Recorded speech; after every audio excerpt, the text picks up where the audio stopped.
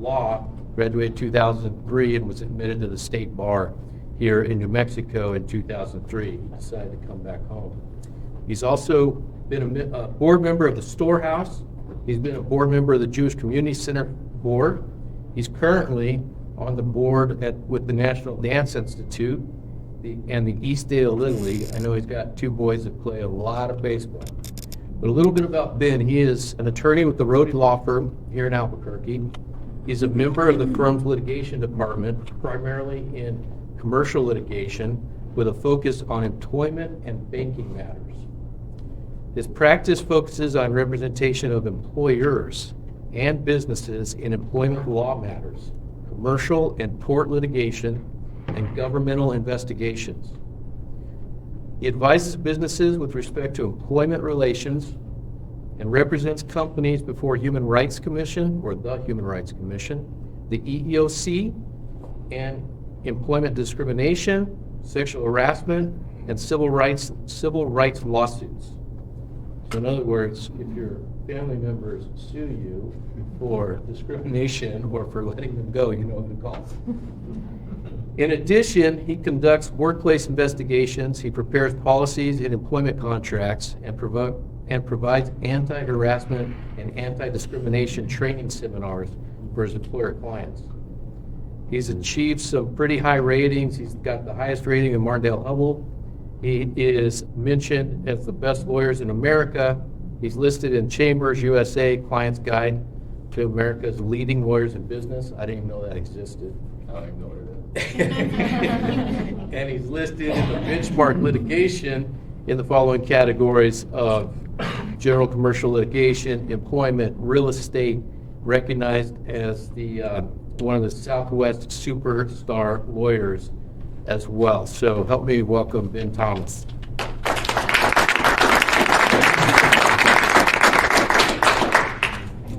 Before I start out, this is the biggest crowd I've ever seen here, so I want to thank Andrew in particular for all of his efforts of getting the word out for this program. I think it's great. Thank you, Andrew. You're welcome. So, like Keith said, my name's Ben, and I'm a lawyer at Rhodey, and I do a lot of different things because you can't really specialize in any one area in New Mexico, or at least I can. But the one thing I love the most, and my kind of true love in the legal practice, is employment law. And so I like to give these presentations, and if you're asking why do we care about changes in employment law, I already know them. I went to a seminar 4 years ago where my company did an anti-harassment training when I started. I don't need to know any of this stuff. Here's a good example. Just yesterday, the Supreme Court made a ruling that not completely, but does change the ability for people to file discrimination and wrongful termination lawsuits in America. And so basically, previously, if you were going to file a lawsuit for getting sued or for getting terminated or demoted by your employer, you would have to say that your employer took an adverse employment action. And the adverse employment action had to be either you got cut in pay, you got demoted, or you got fired, right? Those are all obvious. Well, just yesterday, the Supreme Court ruled that no, it also includes unwanted transfers. So if you transfer someone laterally to a new department, basically to move them away from wherever they were, the Supreme Court now says that can be an adverse employment action. I don't know how that's going to play out, right? Because what if you have less hours or less duties, but you still get paid the same amount? That doesn't feel adverse to me. That feels ideal, right? So that's a good example of how quickly this stuff changes. So that's kind of the main reason why these types of seminars, these types of discussions are really good. I like to give roadmaps about, that's going backwards. I like to give roadmaps about what we're going to talk about. So we're going to talk about the cannabis legislation or legalization in New Mexico that's happened over the last few years. So we're going to talk a lot about weed. Then we're going to talk about the worst thing that everybody hates as an employer, that's the Mexico Healthy Workplaces Act, which people are still trying to figure out. Then we're going to talk about the Pump Act, which you might not even know what it is. Then we're going to end up, that's not supposed to say social media, it's actually supposed to say something else. But anyways, we're going to end up talking about independent contractors and some other changes in federal law. And now I'm getting worried that I have the wrong version of this loaded here. So we'll just go with it. So the first thing I want to talk about is some of the recent changes in New Mexico law. And you're going to hear me talk about things that were into effect in 2020, 2021, and you're going to ask, why are we still talking about this in 2024? Well, because there was a plethora of employment law changes that went into effect in 2020, and nobody paid attention to it, right? I would call my clients, or I'd talk to my clients, and I'd say, hey, you've got this new law we've got to talk about. And they're like, we don't care. We just want to stay open. We just want to get a PPP loan. Help us with that. We'll deal with this later. And quite honestly, it's 2024. I'm still looking at employers and my clients, policies and manuals, and they're still not complying with New Mexico law from all the changes that happened in the last few years. So the biggest one that I'm still seeing, and this one went into effect right before COVID, but this one's really important. This is the ban the box legislation. What that means is you can no longer ask on your initial employment application whether or not the person has any criminal history, right? So you used to have that, everybody used to have it. Have you ever been convicted of a felony or misdemeanor, blah, blah, blah? You have to take that off. You can't have it at all. What's interesting about it is you can still ask about it in an interview, or you can still do a pre-employment background check, which finds that information.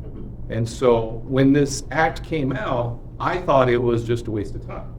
I thought it was just like, okay, all you're going to do is put employers in a situation where they're interviewing people that they would never hire, and you're just wasting everybody's time. I'm wrong, because I've had at least 3 clients tell me that they've hired people that they never would have considered because they would have checked the box on their prior application, but now they're getting that person in, they're coming in for an interview, they're wowing them, they're blowing them away, they're doing a great job. They're then doing the background check and they're finding, the DUI or, whatever they did in the past. And they're calling me and saying, hey, we really want to hire this guy, but he's got X on his record. And so, let me just talk about the risks. And in every circumstance, they still want to afford him to hire. So in a weird way, I was 100% wrong, which is a good trend. I think I'm wrong a lot. But I was definitely wrong about this one. This act actually is doing what it's supposed to be doing. So people are hiring people with previous convictions that never would have made it past the initial look at the piece of paper and throw it in the recycling bin.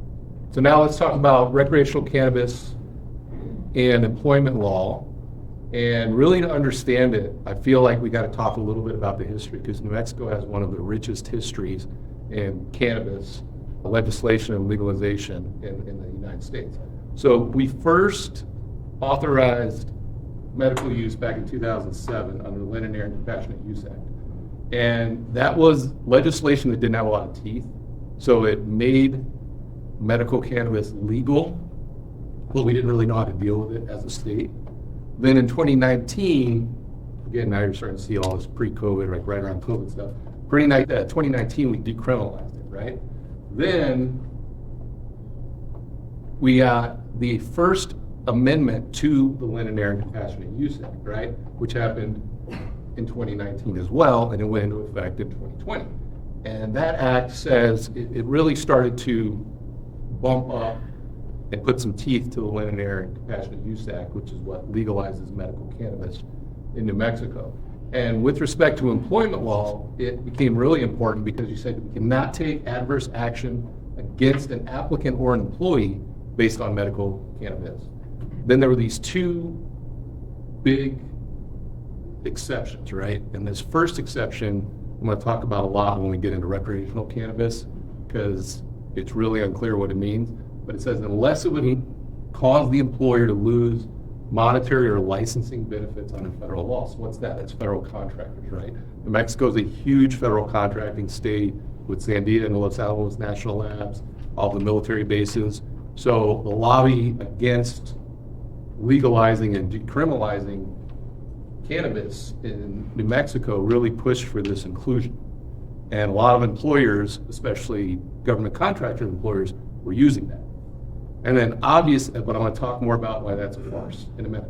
And of course, employers can still take action if somebody is impaired at work. That means if somebody's using medical cannabis, whether it's to treat, for their cancer treatment or whatever it may be, that's great. They can do it. They can fail your drug tests, but they can't be impaired at work, right? Just like alcohol.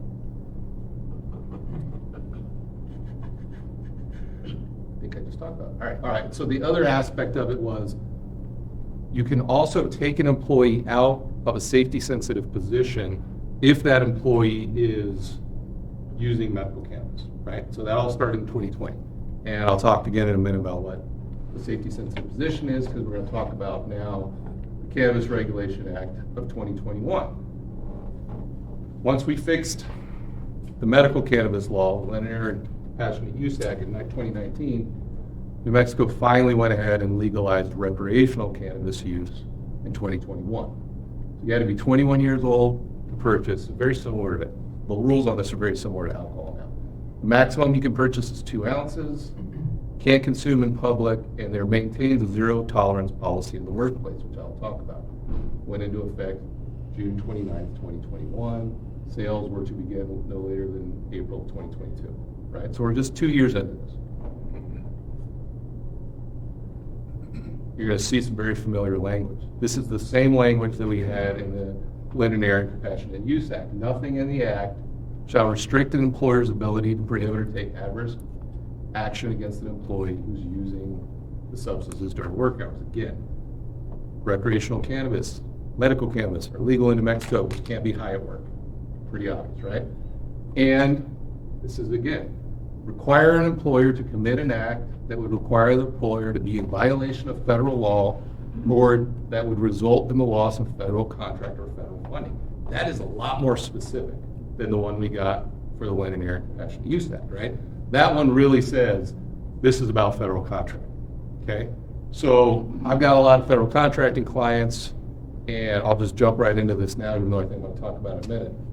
Those federal contracting clients want to say, well, wait, we can't allow cannabis users in our workplace because we have a federal contract. They say, well, what in your federal contract or your funding prohibits it? Something called the Drug-Free Workplaces Act, right? Everyone's heard about it. It came along in the 80s, right, with DARE and all that stuff. The Drug-Free Workplaces Act is what everybody uses to say, if I'm a federal contractor and I get federal funding, I can't have anyone using medical or recreational cannabis in my workplace. Guess what the Drug-Free Workplace Act says about that? Nothing.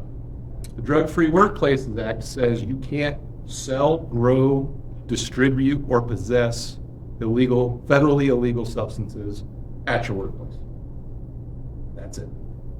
So you can't sell weed at your workplace. You can't grow it at your workplace, obviously, if you're a federal contractor. And you probably shouldn't even have it on the work site, right? That's what the Drug-Free Workplaces Act says. It has never said anything about the private consumption of federally illegal substances after work at your home, right? So it definitely doesn't say that about cannabis, doesn't say about cocaine or anything else like that, right? It's silent. It's just about the workplace. So I have a lot of clients that rely on their federal contractor status to try to prohibit cannabis in the workplace. And there's not been any case law in New Mexico about that yet. Well, there's been some cases that hint at it. And when that case comes down, they're going to lose.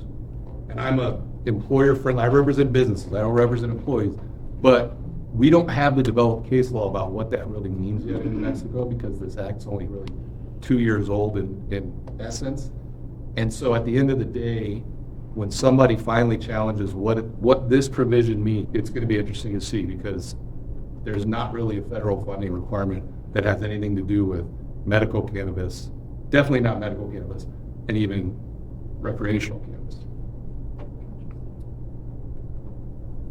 But employers are still allowed to have a zero tolerance policy, right? I'm going to just check it. Okay, wait, go back. All right, so employers are still allowed to have a zero tolerance policy in the workplace. What that means is any one of you can say, I don't care what this act says. I'm not going to allow anybody to use recreational cannabis that works for me, right? That's absolutely your right to do that. But I would advise against it. The reason I advise against it is this. It is so easy to get a medical cannabis permit in New Mexico, right? A lot of times the nurse practitioner offices that give you those prescriptions are literally right next door to the dispensaries, right? So I can walk in and tell them I'm having trouble sleeping, and they will give me a prescription to get medical cannabis. So if you tell me, if I'm your employee and you tell me, I have a zero tolerance workplace. Well, the Linen, Air, and Compassionate Use Act was very clear on its requirements, and the Cannabis Regulation Act of 2021 says nothing in the act abrogates or changes anything in the Medical Cannabis Act. What does that mean? That means this has nothing and cannot apply and cannot abrogate the right of someone to have medical cannabis usage in New Mexico. So if you have a zero tolerance policy in your workplace, and I'm your employee, all I have to do is go next door to the dispensary, get my prescription, show it to you, and now I am allowed to use cannabis and fail your drug test for that, right? What else have I done? I've also put you on notice that I have a serious medical condition, whatever that is, and now I'm in a protected class. So all you accomplish in that is make me go get a prescription and make myself a protected class that you can't retaliate against, and I may be your worst employee, right? So I don't like that. I don't like zero tolerance policies for that reason, is that they kind of just make more of a burden on employers. You can still have a zero tolerance policy with respect to the safety sensitive positions that I talked about, and you can still have a zero tolerance policy with respect to the federal funding, although again, I think that's a legal farce. So here's a good example. It's currently going on. I'll change the facts a little bit just in case anybody knows the client I'm talking about. But I have a client that called me up and said, hey, I'm getting sued for firing a guy for testing positive for weed, and I have a zero tolerance policy. And I said, okay, great. Why is he firing you? He said, well, he has a medical cannabis license. I said, oh, that's a problem. And he said, well, what do you mean I have a zero tolerance policy? So I walked him through the law and I walked him through the act, and turns out he fired a guy who was using the medical cannabis to supplement his appetite while he was undergoing chemotherapy, right? Like, now this is a very favorable plan. He's going to get a lot of money from this guy. And that's what I'm saying. So it caused him more harm than good. He saw this idea of zero tolerance. He thought he was allowed to do it and jumped the gun, didn't talk to a lawyer, didn't think it through, and now he's in violation of this other statute, and he discriminated against a person who was medically protected. So I'd be careful of having a zero tolerance policy. I'm going to go back because I keep skipping. Also, feel free to ask me questions anytime while I'm talking. I don't mind it. Then I have a question about Yeah. this, just from a practicality standpoint. Yeah. So if someone comes to work drunk, Yep. I can check their alcohol blood level and say, you're drunk, you need to go home, you're breaking the rules. If someone comes to work and they smoked a joint 2 days ago, it's still in their blood system today. So if I test them, it looks like they had it. But if they smoked a joint right before they came in, so now they're really under the influence, maybe those levels are a little bit different. But that, from a practicality, what you're saying is that that's tough for us as employers because, like, well, you were acting intoxicated or you were acting high. Well, that's I've had people, because I had some employees that got drunk and were driving the company vehicle. We had like the video of them. They're like, well, are you a professional, Janice, in determining what someone who's drunk looks like? You don't have any certification to prove that. And so I don't have any certification to say you're acting high. And so what's the practicality of that? Yeah, Janice, that's the tough question, right? We've all been trained as employers for decades how to identify someone who's intoxicated, right? We all know it, and the smell, right? The smell, everything they do, we've been trained from the beginning as managers, and now we have to change.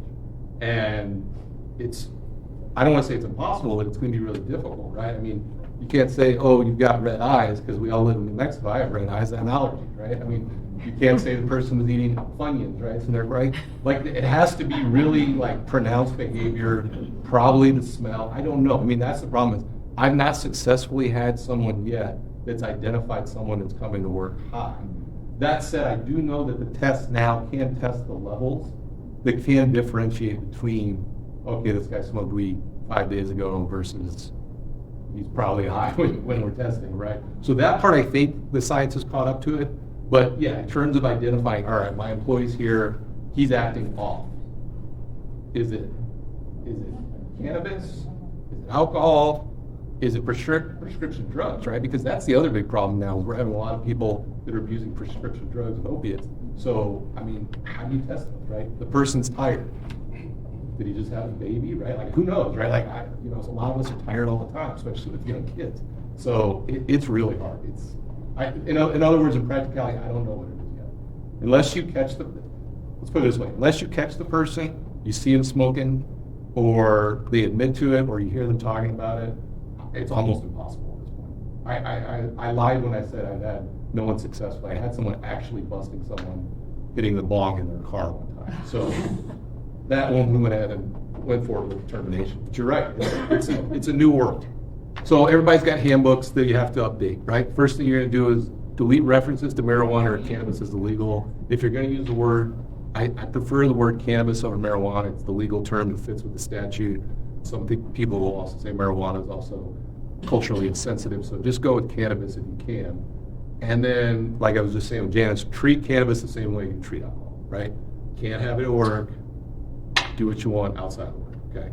So those are the keys. But a lot of you guys maybe work in industries with safety-sensitive positions. This is another question I get asked all the time. Wait, can I say the guy who's, working the front desk is in a safety-sensitive position because of X, Y, and Z? No. Can I say my IT guy is in a safety-sensitive position because he's got to protect all of my company data and information? No. Can I say my accountant's in a safety-sensitive position because she's got all the access to all my financials and the company could be ruined? No. They've not defined safety-sensitive positions yet, but New Mexico law uses this term extensively in other case law, particularly with workers' compensation law. And so we know what safety-sensitive positions are in New Mexico, and it's physical safety, right? So it's school bus drivers, construction workers, forklift operators, first responders, right? Cops and ambulance, EMTs, firemen, and women, and things of that nature. If you're driving something that if you're impaired, if you're using something that if you're impaired you can kill somebody, that's a safety-sensitive position, right? So it's not like in a law firm there's literally no safety-sensitive positions, even though we've tried to do that, right? So that is something that if you do have safety-sensitive positions, right? So if you work for a construction company, you can keep people who use medical cannabis off of your bulldozers and forklifts. That is perfectly legal, and that is the one thing that you probably should do because your insurance company will require it, and if you're not doing it and they get in an accident, your insurance company's not going to cover it. This is what I talked about earlier. I kind of jumped ahead, but this is with $0 policies. What's the benefits and what are the drawbacks? Again, I think from what I'm seeing in practice, right, from a practical standpoint, the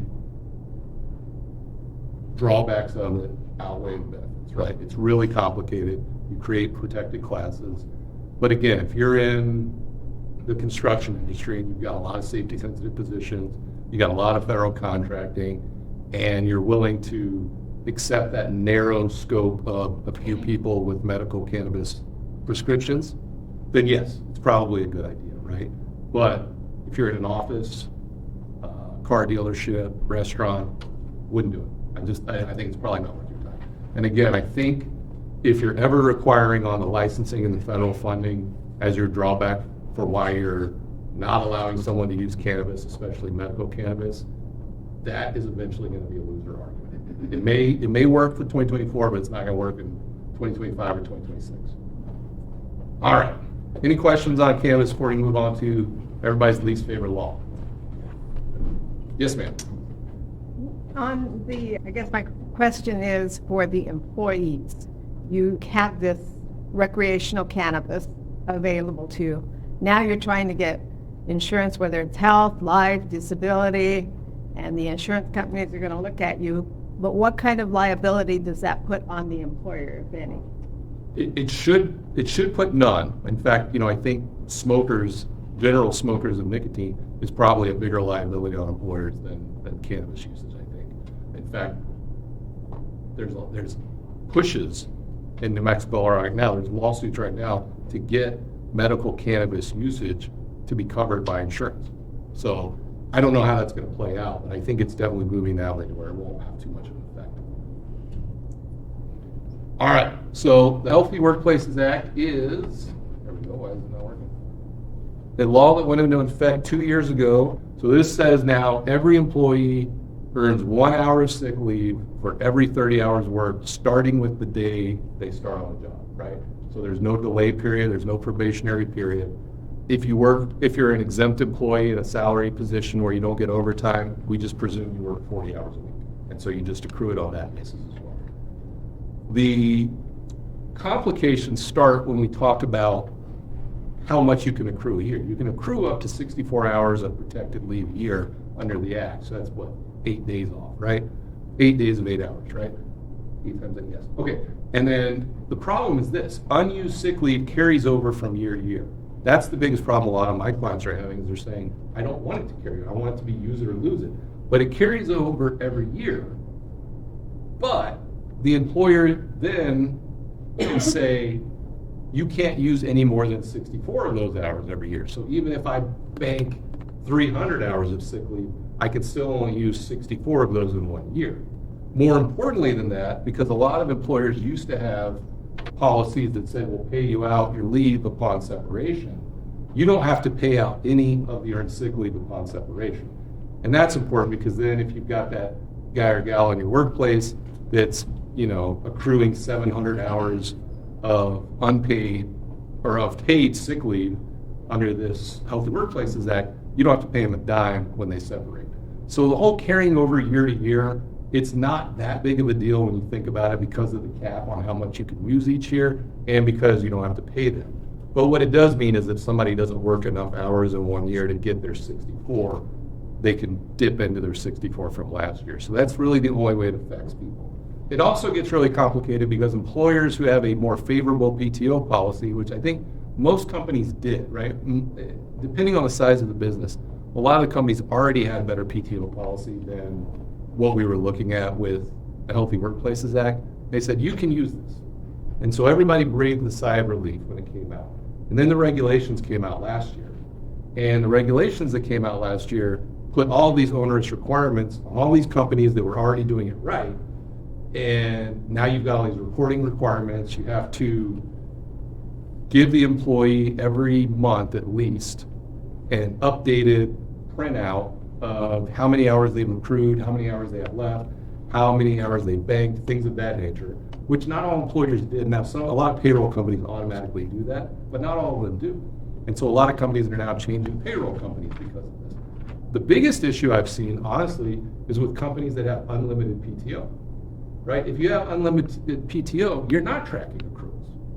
So I'm dealing with a client right now up north in northern New Mexico that's got unlimited PTO. It is one of the most favorable policies I've ever seen. Like, they kept yelling at me when I kept trying to make it more employer friendly. And they kept saying, no, we want our employees to have this kind of leeway. We want our employees to be able to leave when they want to. And I was like, all right. But they put it into place, and then this act came out, and now I'm telling them, yeah, but you got to start tracking all this stuff. You've got to start sending all these notices, and they're like, why? Like, they can leave whenever they want, and we're going to pay them for it. So it's problematic. I think it's a good idea for companies that weren't giving their employees leave, but it is a bit onerous for employees that were already being more generous. So a couple things that a lot of people are having trouble with is when your employees start abusing the policy, right? And everybody knows your employees abuse the policy, right? You've got all the employees that miss Monday and Fridays, right? So you got your Monday and Friday employees. Well, you can't ask them for doctor's note anymore unless they miss 2 days or more. And I get questions about that all the time. Well, what if they've already used up their PTO and they want to take, they've already used up their 64 hours and they want to take extra PTO? Do I still have to wait till they miss 2 days in a row to ask for the doctor's note? The answer is yes. It's broadly written.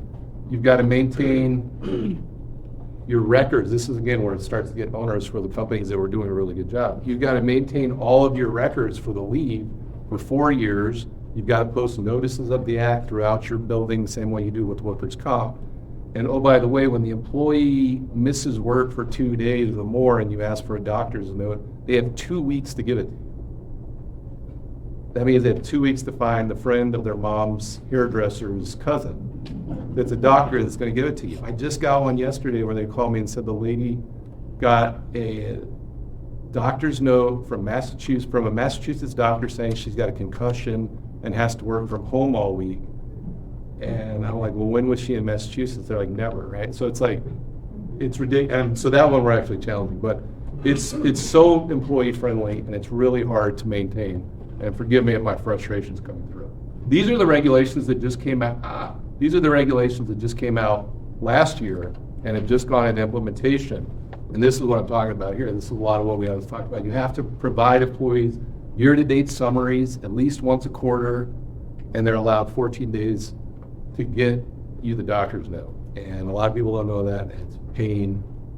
And a lot of employers have already gone ahead and fired people for when they didn't know this, you didn't give them the doctor's note the next day, right? So now you gotta wait 2 weeks. And like I said, they're getting a lot of complaints from the Department of Workforce Solutions, and I'm having to defend a lot of those. And I found two things to be true. The Department of Workforce Solutions is taking these very seriously, and somebody up high has told them to focus on these. That's one, and hopefully nobody from the department is here. And two, they don't know what they're doing. They don't understand this act. This act is so new. There hasn't been case law on it, so we don't have guidance from the courts. The legislature tried its best, and I think it's, I think the act itself is well written, but the acts can't cover every scenario. So we're having to fight these out with individuals at the state that haven't really dealt with this before. So what I would tell you to always do, and what I've had success with, is when you have that complete documentation of hours and you're not having to say, oh, but also tell them, that he used this hour here, oh, and then tell them about this. Like, if I'm doing that, we're in trouble. If you've got your documentation and it shows it, we're all right. So keep out all your documentation on hours used, and keep these emails and text messages. Everyone's texting their supervisors now. Oh, I have to miss today, and the supervisor writes back, that's great, you're fine, don't worry about it. That text message helps me so much, because the employee, when they're filing the complaint, is going to say something like, my supervisor was hostile when I needed to take this day off. And when I'm able to show them that text message says, actually the supervisor says take 2 days off. Please go take care of your family member, right? So keep those emails, keep those text messages, super important. And make sure your policies are up to date. Yes, ma'am. Oh, No, go for it. I was going to say, would a summary on a pay stub of time accrued and used suffice for the quarterly reporting that's required? Yes. In my opinion, yes, and I've gotten it through with one, so I think the answer is yes. It's not clear in the law, but I've had success with that so far. And how many employees must you have in order to have? One. There's no limitation on the number of employees now on this act, so it kicks in right away. And this is different than the family sick leave that they're trying to pass to? That's different, yes. That's a new one. That's basically a New Mexico version of the Family Medical Leave Act, which would create some more requirements beyond what the federal law requires. That's exactly right. All right, the Pump Act just came into play. The Pump Act, which is interestingly named, it's a federal law and requires reasonable breaks for nursing mothers to express breast milk for 1 year after the child's birth, each time it is needed. This is very important. Here's the deal. It can't be a bathroom. Everyone, like all these people say, oh, that's great, we got a bathroom. No, that is against the law. The law is very clear. It has to be a private room. It is not a restroom, and there's got to be a lock on the door. So if you don't have at least one space in your workplace that a mother can use that does not have a lock and is not private, think about what you can do. Think about where one can be. Think about it, because there's actually been a lot of lawsuits over the years about this, and this legislation is federal legislation in response to a lot of problematic cases, and I'm running short on time, so I won't tell you all those horror stories, but you can imagine them, and you've probably experienced some of them in your workplaces too, right? People just barging in on moms. Okay. Also, the Pregnant Workers Fairness Act came out last year. Pregnant Workers Fairness Act requires employers with at least 15 employees, so there is one that has an employee limitation. This is a federal law. You have to give a reasonable accommodation to any expecting mother or a mother that just recently gave birth, right? So there's a large time frame in there. I forget what it is, but I think it's like a year on each side. Well, I guess it can't be a year on each side, right? 9 months. Forgive me. I failed math class. I was told there'd be no math today. Anyways, you've got to give reasonable accommodations to workers with limitations related to pregnancy or childbirth.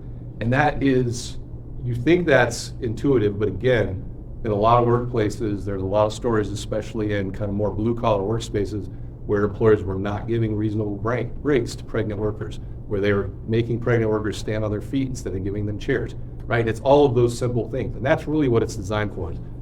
Give these moms breaks, give these expecting mothers, what they need to be able to do their job. If they need a special chair, in an office setting, buy them the damn chair, right? I mean, there's so many people that fight about that. It's like in the workplace, if somebody wants a standing desk for an ADA reason, even if they don't have an ADA reason, buying the desk, it costs like $200, right? It's better than a lawsuit.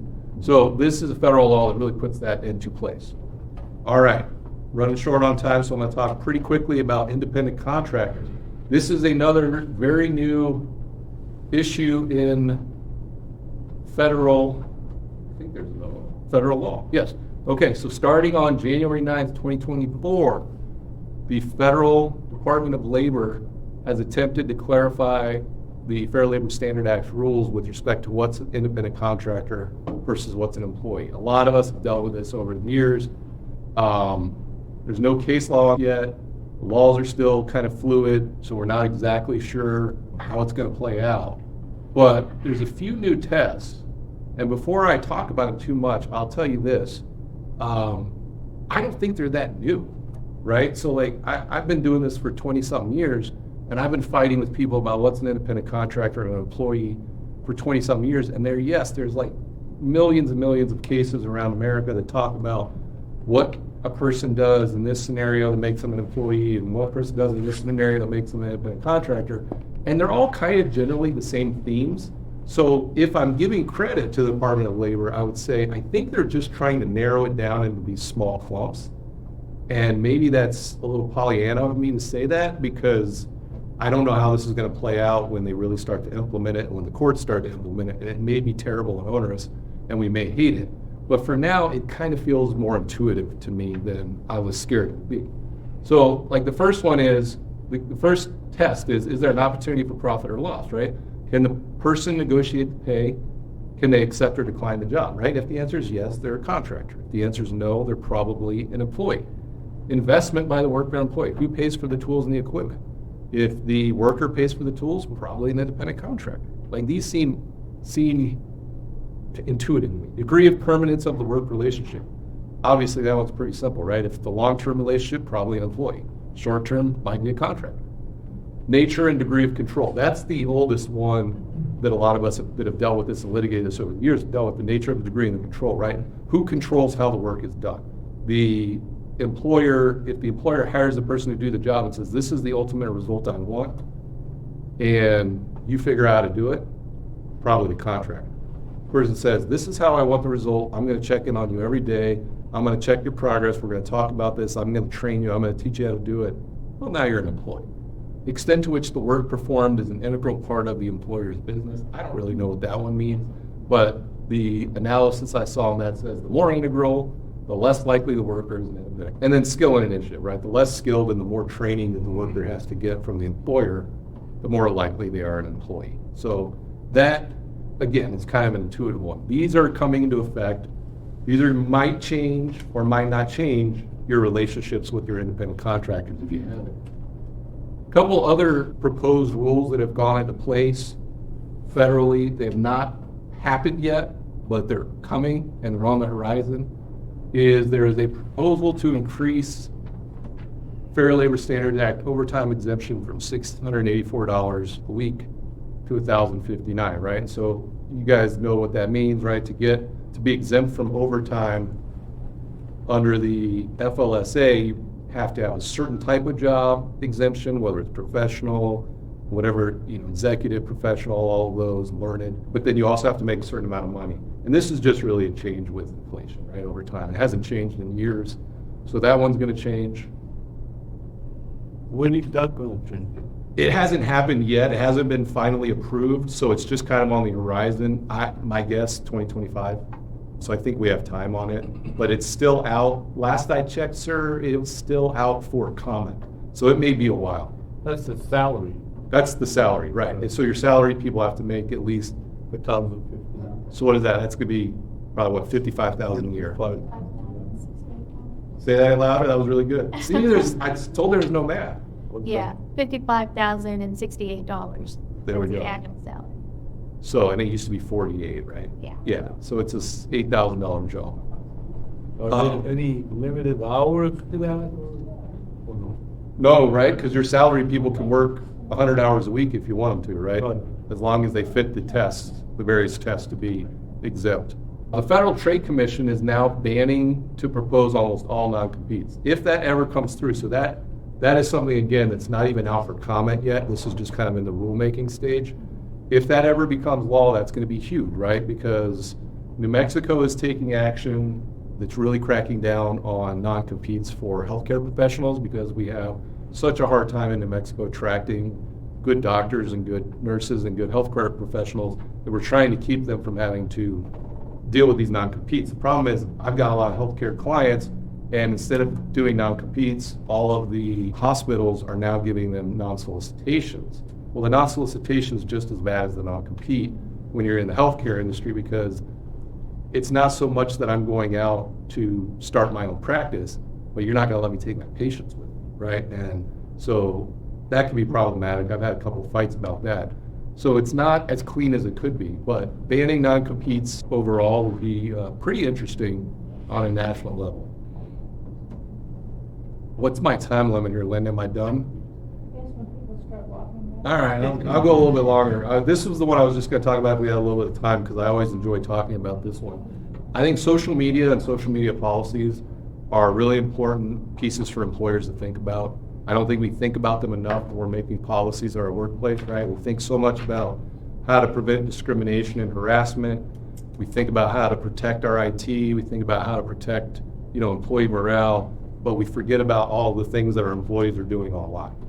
And as we all know, our employees are spending as much time online as they're spending with their families. Probably in a lot of cases, they're spending more time online than they are with their families, right? And I had a client who's represented in this room ask me one time about how to deal with an employee that he caught on Facebook, and he didn't catch on Facebook because I'm certain he didn't have a Facebook account, but somebody did, wearing his company logo on his shirt and his hat, doing a keg stand. And I asked him, what would you do if you were there? That was my question. He said, what do I do? I said, what would you do if you were there? He said, first I'd kick his ass, then I would tell him about the responsibility he has to our company, that he's wearing our brand and what our brand means, what our name means, and how he's representing us in the community. And if he ever does it again, he's fired. I said, take the first part out, because that'll put you in jail, and do the second. And so and he did, and it worked. And the lesson there was, everyone thinks that social media is not real life, but it's real life. So however you would react to your employees on social media is also how I think you should treat them in real life. I'm sorry, flip that. How you treat your employees if you call them doing it in real life is also how you should treat them on social media. There's no difference, right? They're interacting with each other in the same way. The problem is when we're putting these policies together that we want to keep people from behaving a certain way, as people are starting to leave, so let's stop soon. When people are putting policies together to protect our employers, or to protect our businesses and keep our employees acting the right way, then we have to deal with the National Labor Relations Act, which says, no, your social media policy is illegal. Because the National Labor Relations Act prohibits restraining employees from engaging in protected concerted activity, right? And so under the Obama administration, they were very aggressive about going after companies that had social media policies that said, you can't say bad things about the company, you can't do this, you can't do that. Trump administration backed off that. Biden administration's kind of somewhere in between. But you've got to still look out for it because you can get a complaint under the NLRB by your employees if your policy is restricted too much. And if anybody wants this, you can email afterwards and I can just send it to you to tell them taking pictures. So you can't, so like they've said, you can't say you prohibit vulgar or distasteful postings, even though that seems intuitive. And the reason you can't do that is because your employees are supposed to be allowed to voice concerns about your workplace. And employees often do that on social media. I had a coworker once that said something awful because she was mad about our previous law firm, and she said it on social media and everybody wanted to, crucify her. And she's my friend, so I felt I had the need to bring this up. And I was like, actually, she has a right to say that under, and so she didn't get in trouble, but people still got mad at her. So, you know, you can't say, you can't have them that do not let you take pictures of the workplace, because you've got to be able to let them say, hey, we're meeting over here, and here's a picture of where we're going to meet to form a picket line or something like that, right? So generally what you can have is social media policies that tell them not to badmouth or disparage customers, clients, whatever it is, whatever your industry you're serving. You can't do anything that's illegal on social media, right? You can't harass and discriminate against your other employees. And if you are expressing an opinion, you need to make it clear that your opinion is not the opinion of your company, right? So you can't also tell them you can't disclose confidential information. So if you do want to say, hey, you can't post these pictures, say you can't post pictures of like our secured vault or something like that, right? If you're a bank. So you got to be careful with a lot of the social media stuff. It's strange. I used to write a lot of social media policies, and the day I'd write it, it would be perfectly legal, and then the next day, the NLRB would come out with a decision. It's like, oh, this is now illegal. And then they would give you this example of a social media policy that they liked, and it was, you know, I think it was one from Coca-Cola actually, and it was basically a social media policy. It was like, let's all sit around a campfire and sing Kumbaya, and you can do whatever you want, and please be nice, right? And that doesn't work. That doesn't help an employee. So you've got to let employees know that you might monitor it, and you got to let them know that what they do online can affect what they're doing at work, right? So you can harass and you can discriminate against your coworkers online. I've seen it. It's actually happening more on social media than it's happening in the workplace, right? I'm seeing a lot less people making inappropriate comments about another person's protected class at the water cooler than I am seeing them on text messages, on Instagram, on Facebook, on Twitter, whatever it is. And those are becoming evidence of lawsuits. And that stuff doesn't go away. Even though you think it goes away, it does not go away. And that kind of leads me to my last point here, which is a lot of people, when they're monitoring their employees on social media, find themselves in a predicament, right? If you're a manager and you've got, I'm just going to use Facebook because I'm old, all right? So you've got a Facebook page and your employee's got a Facebook page, and it's a subordinate. Don't send that employee a friend request unless you've been friends since high school. If you've been friends since high school, fine. But don't send it, because there's actually opinions, not legal opinions, but kind of like bar opinions and analysis that says, you know, that could be considered not so much a hostile work environment, but it's something where they feel compelled to accept your request even though they don't want to, and that's what they would consider their private life. And they feel compelled to let you into it, and now they know that their boss is watching everything they're posting on their private life. So be careful about that. That's the management versus non-management. The other part, though, is if they friend you, right? And I had this happen a lot. I had my subordinates friend me. If they friend you, you accept it, they open the door, that's on them. And if they do that, you might have to act, right? Because it might be your favorite employee, and they might be great, and they might be fun, and they might be then posting something on Instagram that is terribly inappropriate, discriminatory, or sexual harassment, where they're, you know, doing the most illicit drugs imaginable, whatever it is, and it may be against your company's policies, and you might have to act. So be careful about that. All right, any questions, and I'll let you guys